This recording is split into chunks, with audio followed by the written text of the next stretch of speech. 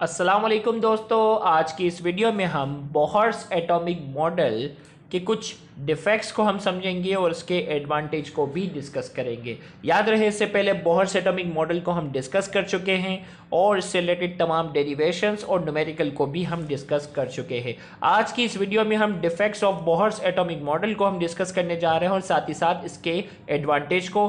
Paper में ये सवाल काफ़ी कम आया हुआ है लेकिन इसके आने के चांसेस हैं। तो सबसे पहले बोहर्स के डिफेक्ट की हम बात करते हैं। तो सबसे पहला डिफेक्ट जो है वो बोहर्स एटॉमिक मॉडल का वो ये है, Bohr's theory successfully explain the spectrum of hydrogen atom and other smaller atoms like helium, beryllium, lithium but failed to explain the spectra of more complicated atoms.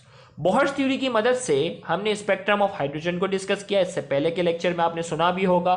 और जिस hydrogen के spectrum के साथ साथ बोहर्स एटॉमिक मॉडल की मदद से हम हीलियम के स्पेक्ट्रम को भी समझ सकते हैं, बेरिलियम के स्पेक्ट्रम को भी समझ सकते हैं और लिथियम का भी।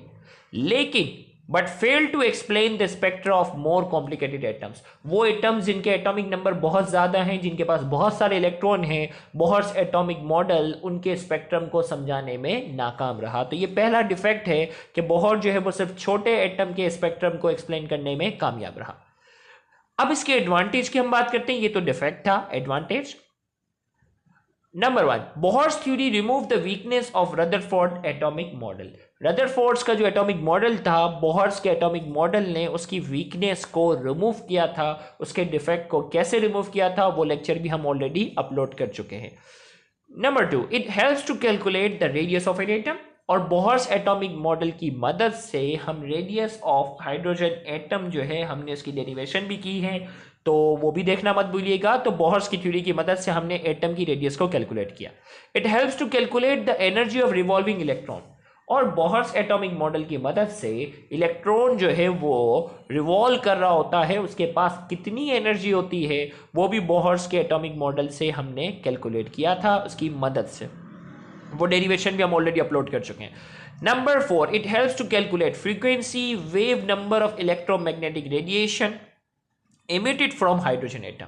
और इसी बोहर्स एटॉमिक मॉडल की मदद से हमने जो है वो फ्रीक्वेंसी और wave number of electromagnetic radiation को भी बाकायदा हमने कैलकुलेट किया है जो कि हाइड्रोजन एटम से इमिट होती हैं।